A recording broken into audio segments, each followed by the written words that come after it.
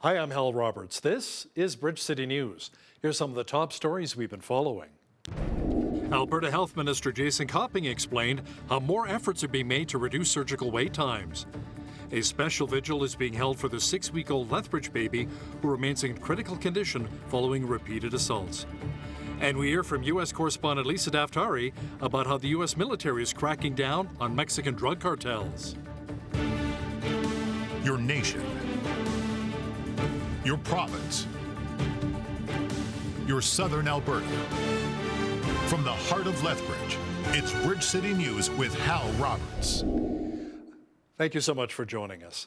11 people are now confirmed dead following a mass shooting that took place Saturday night in Monterey Park, California.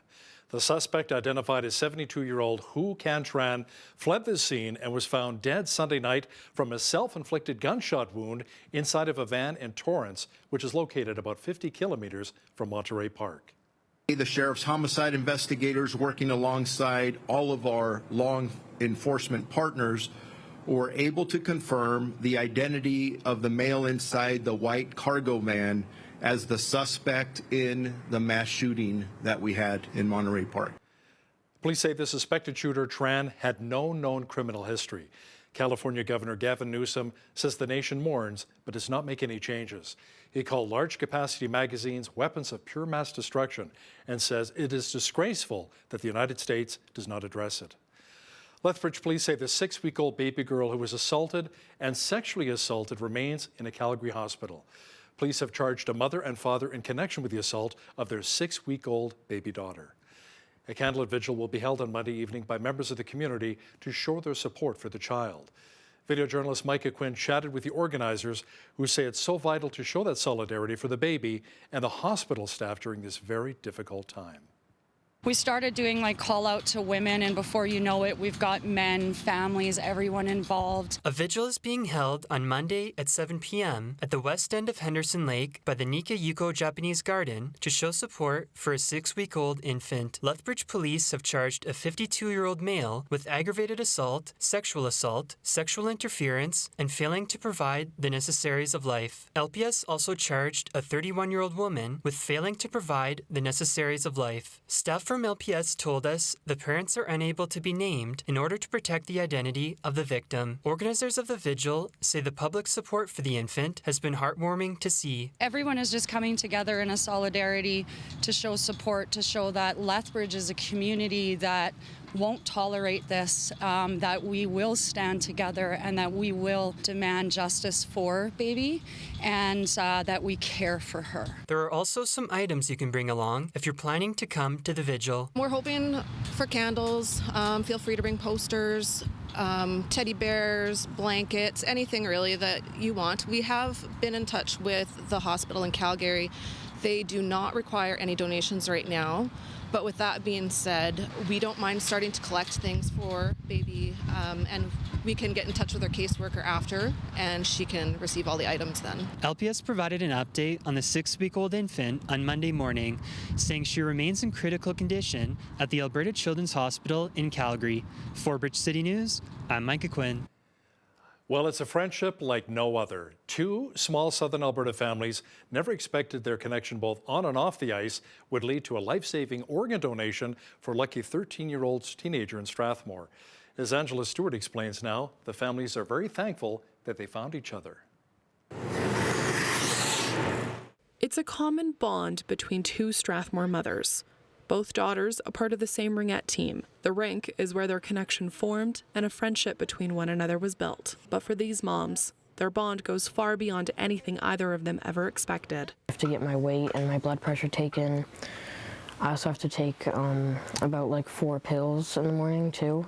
It's become a part of his daily routine. At 13 years old, Cale Cumming has become dependent on dialysis, spending about 21 hours a day hooked up to a machine because he needs a new kidney. So we've kind of known that this would come to a point that he would need a new kidney, but he's done fairly well over his lifetime, has been in and out of the hospital for the last 13 years. And finding a donor for Cumming didn't take long. A former manager of his big sister's ringette team stepped up to the plate to try and donate her kidney. How can we help this family? They're close friends, and why wouldn't you give him all the chances possible. And it just so happens Briggs is a match. It's amazing. I never thought anyone would do anything like that for me and stuff, and it just felt great. It's not surprising that Carmen would do this because of the kind of person she is. We knew, it's not surprising, like I said, because she's that way and she's that helpful. And while the gift of a new kidney will forever be extraordinary, it's also life-changing for the young teen. I fully believe everybody's meant for great things in their life, and now Kale gets the chance to do that, right? To go and explore and be and do. Yeah, I'm gonna have a whole new life ahead of me. For Bridge City News, I'm Angela Stewart. And by the way, we're happy to report that Kale will be receiving his new kidney on February the 7th. Alberta Health Minister Jason Copping announced a new contract between the province and Canada Surgery Solutions that will allow for more than 3,000 hip, knee, and shoulder procedures per year. Copping says they know that an increase in capacity is desperately needed in our province. Copping also says this is still public and not private health care. This is no different than you going to see your family doctor, and that's paid through our healthcare system, and it is a private corporation. This is, contracting additional resources to build our system, and we've, as I mentioned in regards to ophthalmology, we've already had success. Right, getting the wait times down, building more capacity, and because that's all that they do, they get very, very efficient at it. So because of that efficiency, we look at the ophthalmology contracts, for example, roughly 20% savings for surgery, so we can actually reinvest to do more surgeries associated with that. Alberta government officials say a review of emails has not generated any records of contact between the Premier's office staff and the Alberta Crown Prosecution Service. The NDP blasted Premier Daniel Smith following a story by the CBC which alleged that Premier Smith's office contacted prosecutors over the Coutts border protests last year. The review undertaken by the Alberta Public Service searched for any emails sent to or received by the relevant prosecutors and staff of the Premier's office over a 4-month period. Officials say more than 1 million incoming, outgoing, and deleted emails were reviewed. Now, the Alberta NDP is not buying it, and they say it's just a simple cover-up by the Smith government. They're calling for an independent investigation into the emails. Smith's refusal to commission a fully independent investigation strongly suggests that she has something to hide. So today, I'm repeating 2 very simple calls. Danielle Smith must appear in public today and answer questions about her interference in criminal prosecutions. She cannot hide from Albertans forever. Secondly, I'm calling once again on Attorney General Tyler Shandro to commission a fully independent investigation today. He does not need the Premier's permission to do this. On January 17th, NDP Justice critic Irfan Sabir requested Attorney General Tyler Shandro to commission an independent investigation into the Premier's actions. Well, that little skiff of snow we received over the weekend should begin to melt this week. Jeanette Rocher is in now with an early peek at the forecast. Jeanette, we should be above zero for most of the week. Yeah, it does look that way, Hal. Lovely weather until the weekend when we get that blast of cold air once again, but we don't want to think about that just now. We want to, for now, focus on these lovely temperatures. Overnight low of -3 this evening. Into tomorrow, Tuesday, we're looking at a high of 2 degrees. Now, we have been getting some strong gusts of wind as well today. That will remain into tonight as well. We've been looking at wind gusts up to 80 kilometers per hour. Into Tuesday, though, that should lighten up quite a bit to about 50 kilometers per hour. Not bad considering what we were dealing with today.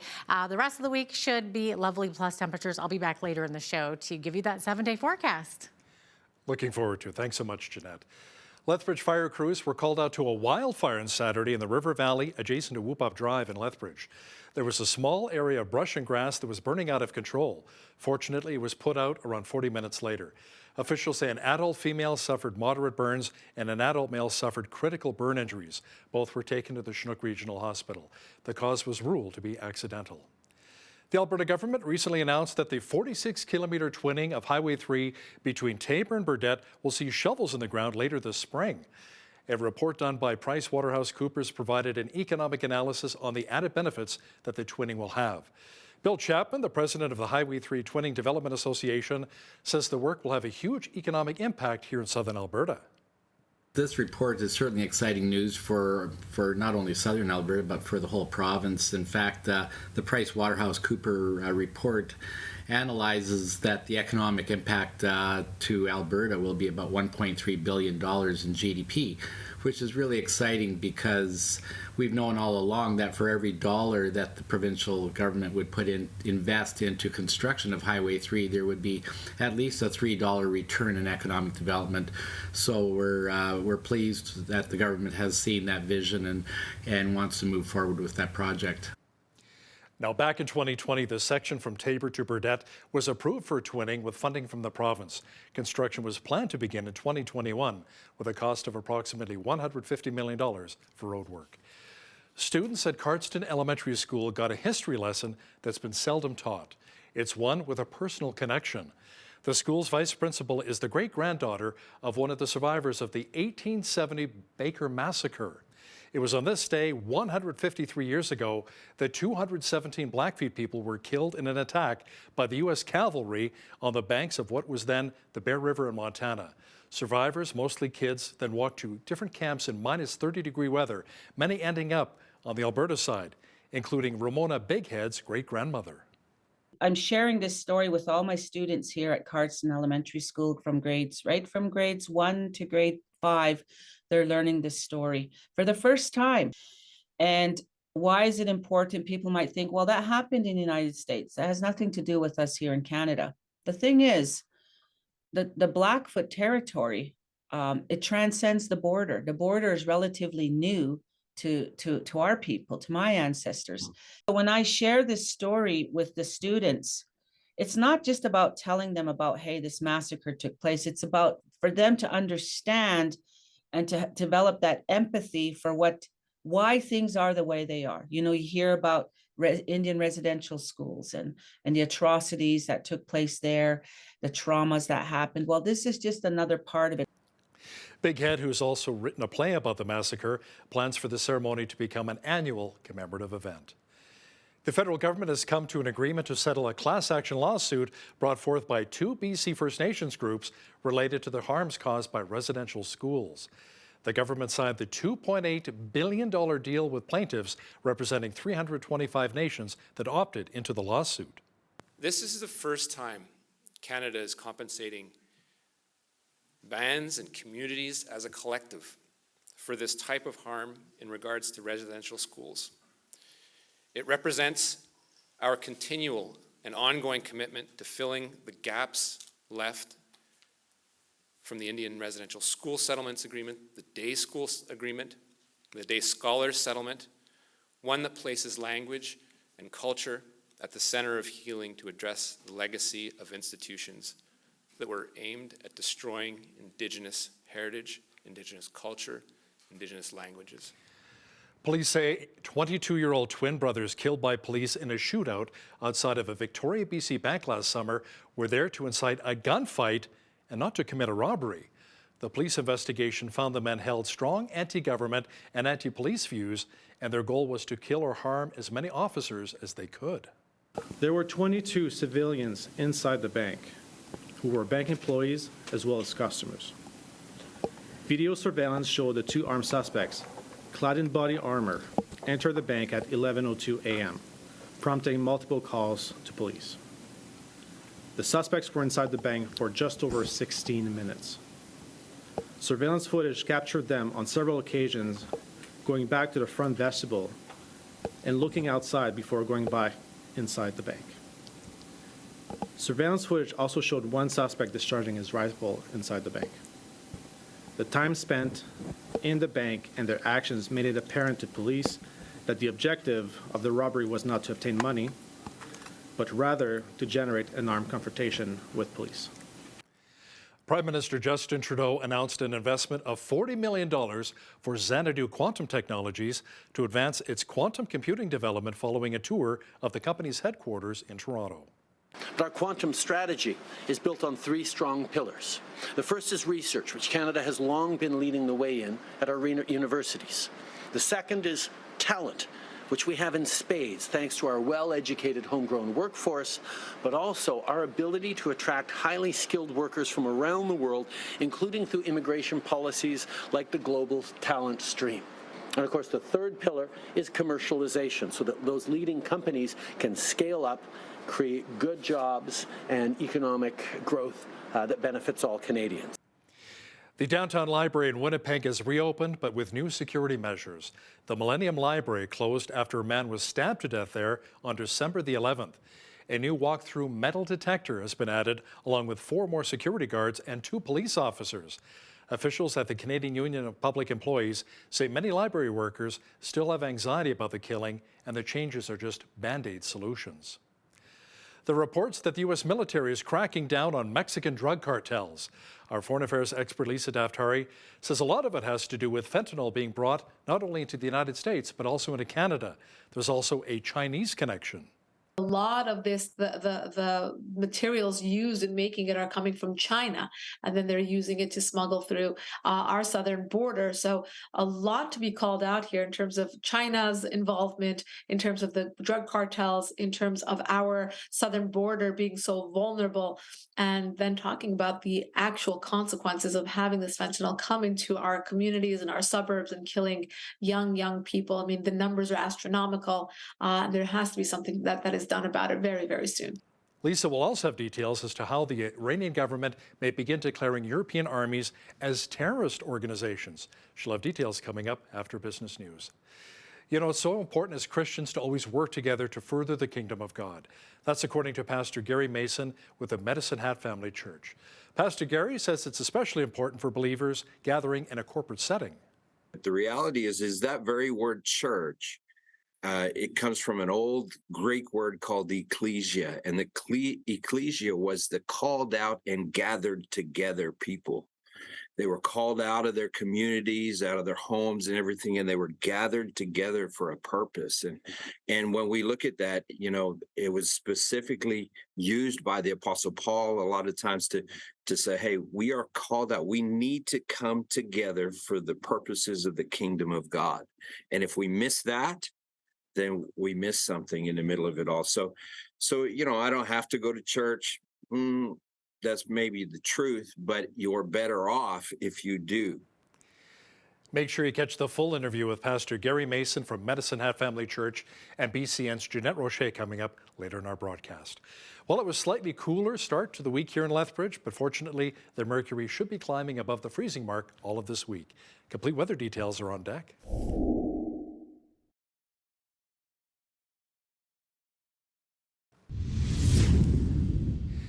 We had sunshine mixed with clouds today and slightly above our seasonal values for southwestern Alberta. Jeanette Rocher is in now with all of the weather details. Jeanette, we should see the temperature remain above zero for the rest of the week? Yes, but it is the end of the week that we need to worry about a little bit with what's looking like a polar vortex coming our way. We're going to be dipping way down into the minuses, but for now we're looking at a pretty decent temperature. So we're seeing a high of 2 degrees on Tuesday, up to 3 on Wednesday, all the way up to 8 degrees, lovely, on Thursday. 2 degrees on Friday. We are seeing some chances of snow happening for Friday and Saturday. And then, of course, as I said, Saturday dipping way down to minus 16, minus 17, the high on a Sunday. So will it last? Well, we'll just have to wait and see. Average high for this time of year, -2. Average low, there it is, -14. We're going to be dipping down lower than that even. 16 degrees, the high temperature on this day back in 2005. And it was a freezing -43 on this day back in 1969. Okay, so sun rose this morning at 8:16, sunset at 5:11, giving us 8 hours and 55 minutes of daylight. So we're sitting almost at that 9-hour mark. Very lovely. Okay, so we are looking at periods of rain in Victoria, 8 degrees the high there. 60% chance of drizzle or showers in Vancouver tomorrow, a high of 5 degrees, high of 3 in Edmonton tomorrow, and 2 degrees the high in Calgary, with partly cloudy skies mixed across Alberta tomorrow. As we look to the rest of the prairies, we're seeing some periods of light snow in Saskatoon, Regina, and Winnipeg tomorrow, -9 the high in Saskatoon, -5 in Regina, and a high of -10 tomorrow in Winnipeg. As we look to the central part of the country, let's get on over there. Okay, as we look to Toronto, we're seeing a high of 1 degree, mainly overcast there. Ottawa also could see up to 2 centimeters of snow overnight and into tomorrow, -1 the high there, -4 in Montreal with a mix of sun and cloud. We are looking at a snowfall warning in Fredericton this evening, but by tomorrow we're looking at mix of sun and cloud, -2 the high there. Halifax, Looking at both a wind warning and a snowfall warning. 1 degree the high there, -2 the high in Charlottetown. Charlottetown expecting winds up to 90K and up to 80K tomorrow on St. John's with 5 millimeters of rain happening there. 6 degrees the high. There you go. That is your forecast. Today's weather report is brought to you by Ridge Utilities, providing competitive rates for electricity, natural gas, and internet, while investing back in communities across southern Alberta. Uber Canada says close to 800 workers received representation services from the UFCW to deal with disputes with the company last year. It says 201 cases had a positive resolution. The ride-hailing and food delivery companies signed a deal with the union in January of last year that allows the private sector union to represent Canadian drivers and couriers. It did not, however, unionize workers. The Canadian Union of Postal Workers claims the agreement violates the Labour Act because it was formed without worker input. CUPW filed a complaint with the Ontario Labour Relations Board last year. Spotify is the latest tech company to announce layoffs. CEO Daniel Ek says the company is cutting around 6% of its workforce, or around 400 jobs.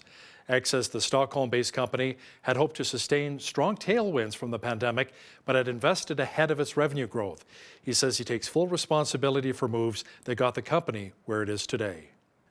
Now, here's a look at today's markets. The TSX was up 128 points on the day to finish at 20,631. The Dow was up 254 points to 33,629. The S&P 500 was up 47 on the day to 4,019. And the Nasdaq was up 223 points to 11,364. West Texas Intermediate Oil was down 2 cents to 81.62 US per barrel. Natural gas was up 28 cents to 346 US. Gold was even on the day at 1931.04 US an ounce, and silver was also even at 23.46 US an ounce. Feed wheat is at $12.03 per bushel, barley's at $9.36, canola's at $18.23, and corn is at $11.18 per bushel. Live cattle February contract was up 85 cents to $157.38. Feeder cattle January contract was up $1.25 to $179.18, and lean hogs February contract was down 25 cents to $77.58. The Canadian dollar was up slightly over the past 24 hours to 74.81 US.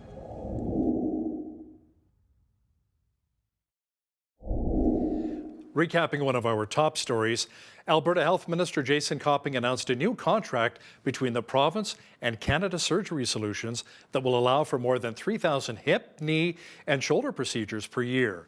Copping says that it's public and not private health care. He also says an increase in capacity is desperately needed in Alberta right now. The U.S. military is cracking down on Mexican drug cartels, which are allegedly bringing copious amounts of fentanyl into both the United States and Canada. That's according to our foreign affairs expert, Lisa Daftari, who will share details with us in just a moment. Listen, if you see news happening in your community, be sure to send us an email at info@bridgecitynews.ca. We'd love to hear from you.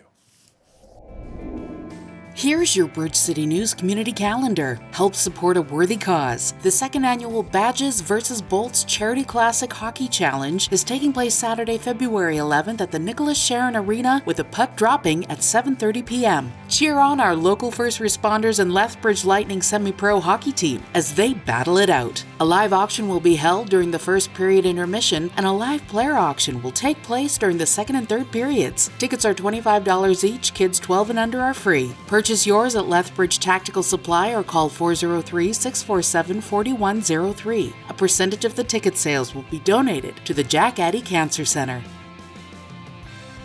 Do you have a heart to serve our community? Streets Alive Mission is looking for volunteers to help make sandwiches, sort incoming donations, assist with Food Friday, and many other opportunities to serve, receive training, and to provide support for this important cause of bringing hope to the hopeless. Visit streetsalive.ca to fill out their volunteer application or call 403-320-1159. And that's today's Bridge City News Community Calendar.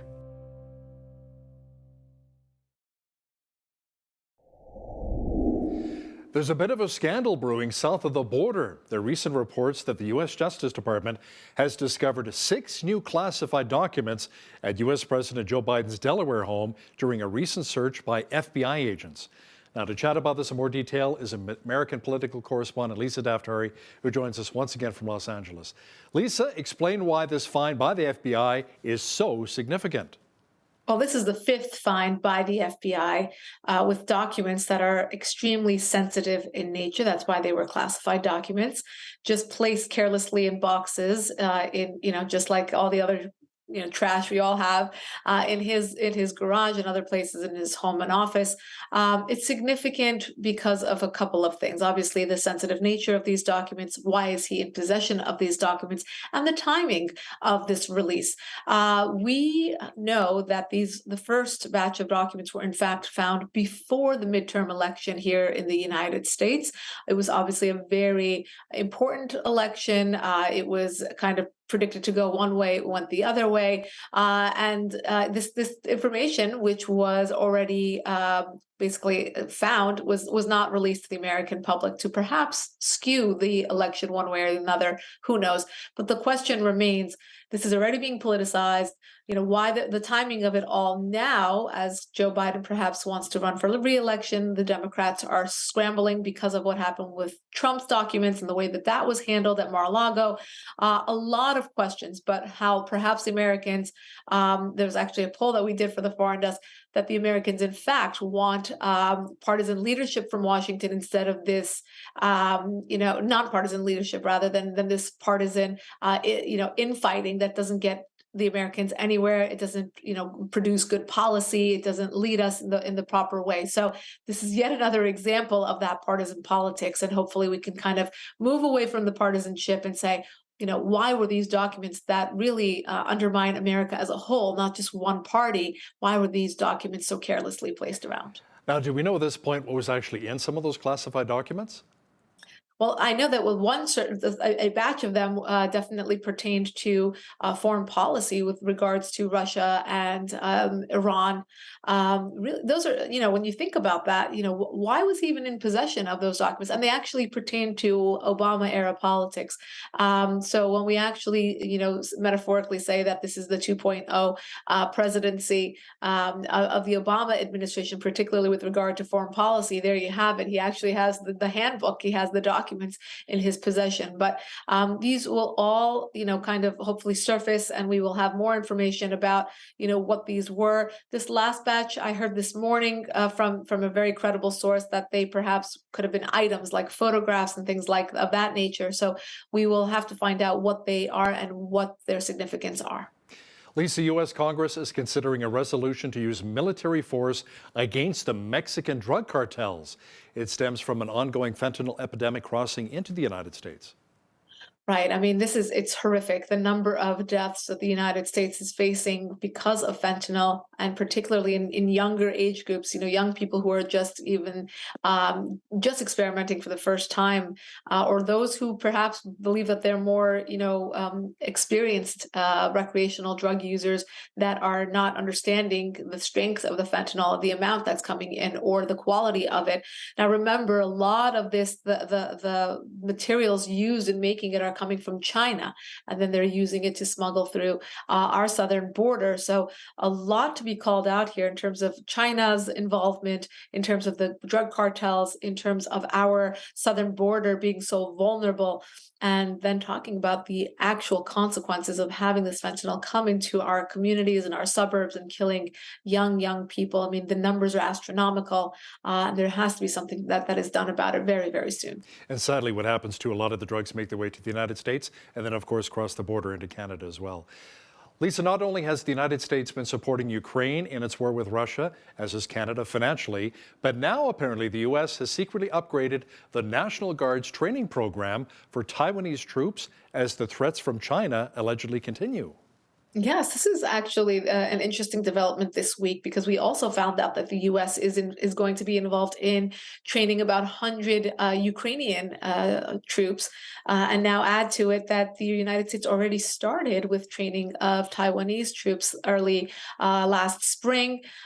This is in preparation for, or perhaps a warning to, the Chinese if they should invade Taiwan, that the Taiwanese have this some sort of preparation. Not just the weaponry, but the know-how to stand up for themselves and to actually engage in defending themselves. So this is the latest. The United States is actively getting involved and obviously sending a strong message to China right now. A drone strike on a U.S. military post in Syria injured 2 coalition fighters. Now, the U.S. Central Command says 2 of the drones were shot down, but a third hit the compound. Yes, what's unfortunate about these updates is how they don't connect the dots for us, right? These journalists that are just talking about, a strike in Syria, and people just look the other way because we are so just desensitized to this kind of news, especially in that part of the world. But what we're not hearing is who's supporting these attacks on U.S. So this is basically a proxy war, and the Iranian regime is involved. It has its fingerprints on all sorts of proxy groups. It is supporting in the region, supporting terrorism, supporting suicide bombers. And we can go through the region and say the Hezbollah in Lebanon and Hamas in Gaza, Palestinian Islamic Jihad in Gaza and the West Bank. We have obviously these insurgencies in Syria propping up the Bashar al-Assad regime as well, the Houthis in Yemen, and the list goes on. So when there is an attack on American assets, Western assets in the region, we got to look at who's responsible for them, and in this case, the Iran regime. And let's just juxtapose this with the fact that the United States and the European allies, up until a few months ago, were at the negotiating table with Iran's regime, trying to get that handshake, trying to get them to sign on to a deal, a nuclear deal. And yet you see the Iran regime's bad behavior continue, whether it's killing the people back at home, peaceful protesters on the streets, hanging these young protesters merely for coming out and having peaceful protests. And there you have it, with the support of terrorism and attacking Western assets in the region as well. So we must connect the dots, look at Iran's behavior and deal with them, and maybe perhaps evolve our foreign policy to really fit their behavior right now. Now, speaking of Iran, the Iranian government says it will take a reciprocal approach, Lisa, after the European Parliament voted to blacklist the Islamic Revolutionary Guard as a terrorist group.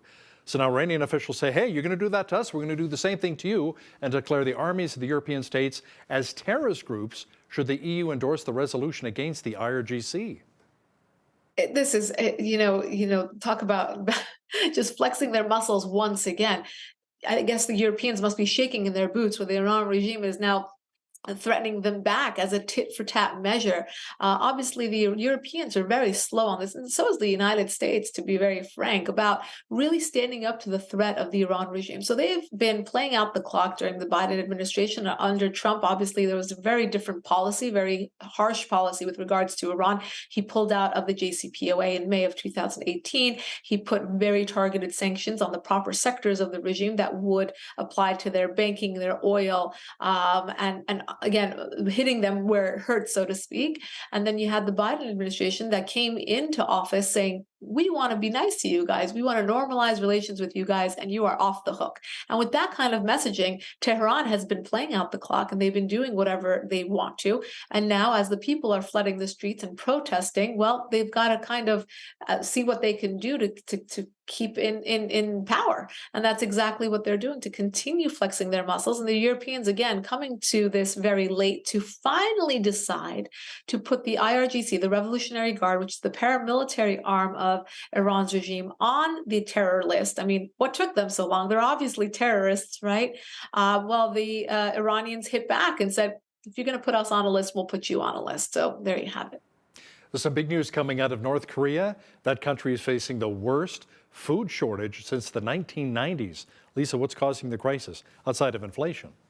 Right, it's awful, and it's actually has to do more with their wheat industry, and it's also a lack of care with the government. They're putting their money and their assets into cyber technology, into missiles. If you recall, weekly we've been seeing during the last 2 years missile tests, flexing of the muscles, really beefing up their military assets to a point where they can play with the big leagues. And then at the same time, you see where the people are suffering. We don't have that much information about North Korea. We rely on their own media and their own inside sources to get information to us, but it is completely blacked out. But when we do get information like this, it is in fact telling us that this famine is the worst they've had in 30 years, and people are really struggling. Lisa, the U.S. federal election is just around the corner now. What is it, next year, is it not?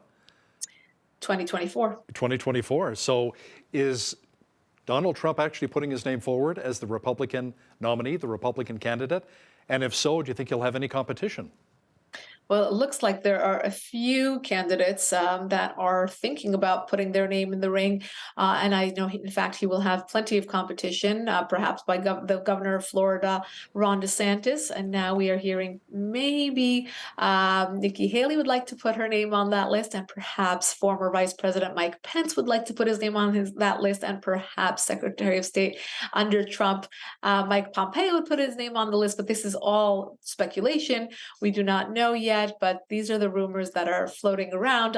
Trump obviously wants a go at this, but we hope, everyone hopes that this is not as ugly as it could get between the Republican candidates, that they could work something out, perhaps support each other, form some sort of coalition to go forward to be able to have some sort of victory in 2024. A lot of times when I chat with federal, provincial parties, they're always looking for a star candidate to put the name forward, right?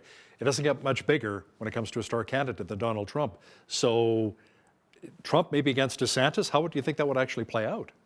What would be unfortunate would be for the two of them to go at it and then to just allow the Democrats to have an easy win. And I say that because, we're very divided in this country. That's no secret, right? As you guys are watching down, I think it's like, grab the popcorn, here they go. It's been extremely volatile. And, the Republicans, it was theirs to lose, and they lost it in the midterms. And, we had some wins for the Republicans. We had some wins for the Democrats, but it was not what people expected. And because of that, going into 2024, the Republicans are looking and really self-assessing the party and saying, what needs to be done in order to get not just our 50% of the vote, but to get some independent and centralist voters to come along and believe in the Republican candidate. Donald Trump obviously did a lot of good for this country, but he's a very polarizing name right now. Ron DeSantis is doing incredible things in Florida. He has a lot of support there. And of course, someone like a Nikki Haley would be much more soft-spoken, but very strong, a woman candidate. She's of Indian descent, so she's brown, so to speak, if that matters to people in terms of voting for a minority candidate. And the others also have a great amount of experience, Pence, Pompeo. So we'll have to see, who emerges as that person who can win, not just be the best Republican candidate, but who can win the country and get that 51% of the vote or more. Lisa, here in Canada, we have a number of federal parties, and a lot of federal parties actually do quite well. At the top three, of course, being the Conservative Party of Canada, the Liberal Party, the Justin Trudeau Liberals governing party, and the NDP. How come there's no actual third party as a choice for American voters? Republican, Democrats, two-party system. There aren't a lot of options available. Yeah, and the only time third party has come in has divided the vote and has given the vote over to one party over the other, and that makes perfect sense, right? Because you're going to have candidates, and it's such a long time where this system, the same establishment that Donald Trump worked hard to kind of, dissolve, that's been the working political system in this country. And in order to defeat that, we would need at least four political parties to come up in order to kind of balance out the two parties and then see which party would really emerge as the third strongest party. And I say that only because we don't need a tiebreaker. We actually need a legitimate third party to come in and to stand for something different, which the American people would want. Right now, that's looking like it might be the Republicans who need a second party, because there are so many that are kind of disassociating with the establishment. And we saw that with the Speaker McCarthy's vote after vote after vote. I mean, the Trump Republicans were sending a clear message to the establishment Republicans saying, we want something different going forward, and maybe that'll be that. And on the Democrat side, we're seeing a lot of people trying to disassociate from the leftists, like the AOCs and the Ilhan Omars. And I know Nancy Pelosi had to kind of play that balancing act. Chuck Schumer is playing that balancing act because they want to evolve with the party, but at the same time, those are not their values. I mean, they can say that it is, but those are not their values. So, there's been a major shift to the left, and because of that, we might see something emerge there. But until we see that, Hal, we have these two parties going at it. And again, grab the popcorn in Canada, because I think you're going to be in for a good show come the 2024 election. Looking forward to it. Political reporter and foreign affairs expert Lisa Daftari, thanks so much for joining us today from Los Angeles. My pleasure.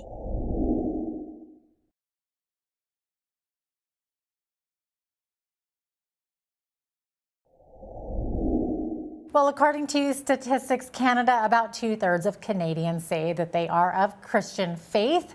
However, it's only a relatively small percentage who regularly attend church. So why is that, and what are they missing out on? Our guest today is Gary Mason. He is a pastor at Medicine Hat Family Church. Welcome to Bridge City News, Pastor Gary. Great to have you on. Awesome. Thanks for having me. No problem. So, Pastor Gary, why is it that so many Christians are choosing not to attend church these days?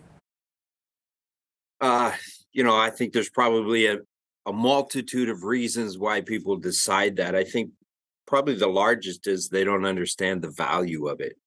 You look all the way back in the book of Genesis, you see God makes this statement about Adam, and he says, it's not good for man to be alone. Now, I know that's in particular talking about marriage and all of those things, but the principle still holds true, that is, we do better when we're in relationship. We were created for relationship. And if you don't understand that, and you don't understand the value of it, then you're probably not going to make the priority to go to it. Yeah, that's a very good point. So do you ever hear comments like, oh, I don't have to go to church to be a Christian? Or, some people might say that church is boring, or I hate going to church. Yeah, sure, I do. I think that it's it's a true statement to be able to say, I don't have to go to church in order to be a Christian. That's a true statement, but it's not the whole truth. There's more to it than that. In order to be a strong Christian, in order to walk in all that God has for us, we need to be in relationship, and we need to be together in the body of Christ. Some would say, well, I am the church, but the reality is that very word church, it comes from an old Greek word called ecclesia, and the ecclesia was the called out and gathered together people. They were called out of their communities, out of their homes and everything, and they were gathered together for a purpose. And when we look at that, it was specifically used by the Apostle Paul a lot of times to say, hey, we are called out. We need to come together for the purposes of the kingdom of God. And if we miss that, then we miss something in the middle of it all. So I don't have to go to church. That's maybe the truth, but you're better off if you do. Good point there. I know a lot of people, I've been guilty of this myself, saying that you can fellowship with God just as easily when you're hiking in the mountains or, kind of out in nature, that type of thing. And of course, with the COVID pandemic too, and the prevalence of online churches. So now we've got people saying that you can get the same benefits by watching church online. So would you agree with that? Well, I want to say, first of all, I'm thankful for online church for the times that people can't make it. That's great. And there is value in that. And so if you can't make it, then get the online experience. But, I think you should, when you're hiking in the mountains, you should, commune with the Lord. You should be communing with the Lord no matter what you're doing, driving down the street, going for coffee, and you're at work, whatever it is we're doing, we should be in constant communication with the Lord. That's why Paul said, praying always with all prayer and supplication. We're supposed to be in a constant state of communing with the Lord. But that communing with the Lord that you'll find when you're hiking in the mountains is different than you get in a corporate setting. So yes, you can experience the Lord there, but no, you won't experience him the same way as you can in a corporate setting. It's a different thing. So you're not comparing apples to apples when you make those statements. And I get it. I mean, sometimes church can be boring. I'm a preacher, and hey, I've been there myself. But the reality is that not everything that is good for me is necessarily exciting. I like to go out for pizza, and ice cream and those kind of things, and those are fun. But sometimes, in order to be healthy, I've got to go home and I've got to eat my oatmeal. As they used to say when you were a kid, your mom always, eat your oatmeal, because there's some things that are good for you that they're not always exciting, but they're still good for you, and you still need to maintain those things. Some people love to exercise, other people don't, but exercise is still good for you. So in the same way, church, it's good for you. Well, as long as you don't find your own sermons boring, that would be in trouble, right? But okay, so you're mentioning a lot of the benefits here, and you mentioned pizza and ice cream, and of course, it brought to mind the friendships that you can make just by attending in person as well. And oftentimes we find ourselves going out afterwards, going out for lunch or whatnot, and that is definitely one of the fun aspects of it. Yeah, absolutely. As a matter of fact, those relationships are ones that will carry us through a lot of difficult times. Just a little more than a year ago, I lost my own father. He passed away, but it was church. It was important in bringing healing and all of those things with that. But what really carried me through those times was the friendships and the close relationships that I had with people. And so those are things that develop as you come and spend time together. You don't get that kind of relationship without time. You gotta, there's the old saying that relationship is spelled T-I-M-E. And so whether it be in a church setting or a Bible study setting or fellowship after service or whatever it is, those times that we spend together knit our hearts together. And when we need someone, then I find that those are the relationships that we lean on. And so it's important, because nothing really brings Christians together like prayer and worship and being under the word. There's something about that spiritual thing that happens between us that knits our hearts together so that we can be there for each other when we need it. Yeah, well, I'm sorry to hear about your father. That's very sad. Oh. Yeah. Yeah. But of course, I've heard people also talk about they can't get along with certain people, or also they can't find a church that they 100% agree with. And that's also a very common one, too. Yeah, I've been pastoring for a lot of years, and I don't know if there's ever been a church that I 100% agree with. It's because we have more than one person in the room. When you have different people in the room, you're going to have people that, we have different viewpoints of different things and everything. But that doesn't mean we shouldn't get together. That doesn't mean that we shouldn't come together. Just from that end, if I can, I've got a New Testament here. It's by N.T. Wright, and I just want to read a couple of verses here. In Hebrews chapter 10, starting at verse 23, it says, "Let us hold on tightly to our confession of hope. Without being diverted, the one who announced the message to us is trustworthy. Let us as well stir up one another's minds to energetic effort in love and good works." And this is one of the points of coming together, is that we need to stir each other up. He goes on to say, we mustn't do what some people have gotten into the habit of doing, neglecting to meet together. Instead, we must encourage one another, and all the more as you can see the great day coming. And when we think about that, I can't encourage people unless I'm in the room with them. I can't encourage people if I don't have a relationship with them. The other side of that is we're all made better by relationships. I think that, sometimes people rub me the wrong way. It's kind of like sandpaper. But one of the things about rubbing with sandpaper is it polishes, right? The Bible says it this way, that there's wisdom in a multitude of counselors, and that iron sharpens iron. And so when we think about that, we are made better through those relationships. I think that's really what it's all about. It's about relationship building, isn't it? And part of that, I would imagine, is the importance of accountability and even correction in our daily spiritual walk. Yeah, absolutely. The book of Hebrews tells us that we should obey those that have the rule over us and do it to the point where they can do it with joy. In other words, I'm accountable to somebody. Somebody somewhere is helping me along the way. David said in Psalms 23 that the rod and the staff, they comfort him. That rod and that staff, they talk about protection for sure, but they also talk about correction. I always think like this, that if I'm wrong, I want someone to correct me. So Lord, would you correct me? Would you put people in my life that will help me to correct me? And that's not always fun, certainly not always fun. But the fact of the matter is, if I don't get corrected, I'm still wrong. And I don't want to be wrong. So Lord, help me.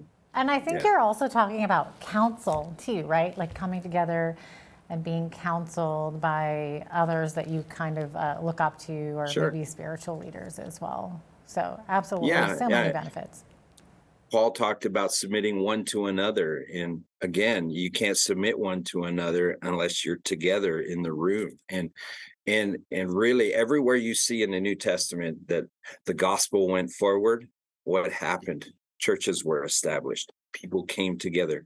It's how we help each other so that we can all walk with the Lord stronger, better, become, healing comes in those areas, deliverance and strength and the peace of God, knowing that I'm not the only guy going through this. Other people are going through this too, and walking together. It's so important for us as believers. And sometimes you just, need somebody to talk to, or somebody to take you out for a cup of coffee, or, people in the hospital.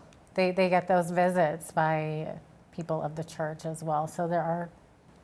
And, as a minister, I get to do hospital visitation, from time to time. And I can tell you that it's a whole lot easier when I know them ahead of time. I can do it if I've never met them before, but if you have an ongoing relationship, it's easier to walk in and to help people process different things that they're going through in the time. And so that relationship pays off dividends long after it's established. Okay, here's a good one. Do we bring our kids to church, or do you leave it up to them? So, for example, like a lot of parents miss church for their kids' sporting events, right? That this is a reality, obviously. But is it necessarily a good thing? And how do we maneuver through that?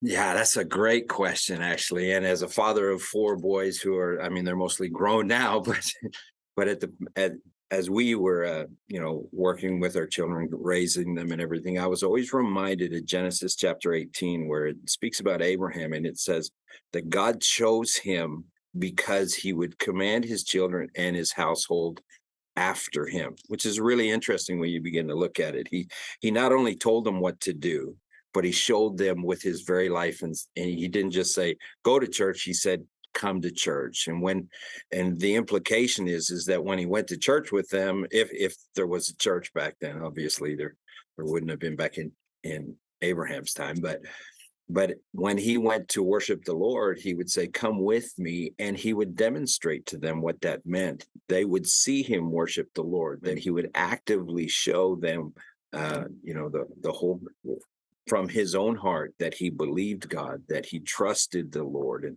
And so that was it. It says that I have chosen him because of this, because he will raise a godly seed after him. And I'm paraphrasing there a bit, but that's an important point for us as parents to realize, is that God is looking for someone who would raise a godly seed after them. That's part of our role as parents. Now, do church leaders need to be aware of things that the church needs to improve on to make attendance more attractive? Yeah, I think that's, I mean, for sure, there's a reality to which we have to work at that. There's an old saying amongst preachers that the ear can only handle what the butt can endure. And talking about, if I get sore and I'm tired and everything, it's hard to hear what I'm listening to. And so I think there's a reality to that. At the same time, as someone who sits in a pew at times, I've got to stop and I've got to realize it's not just all about my comfort.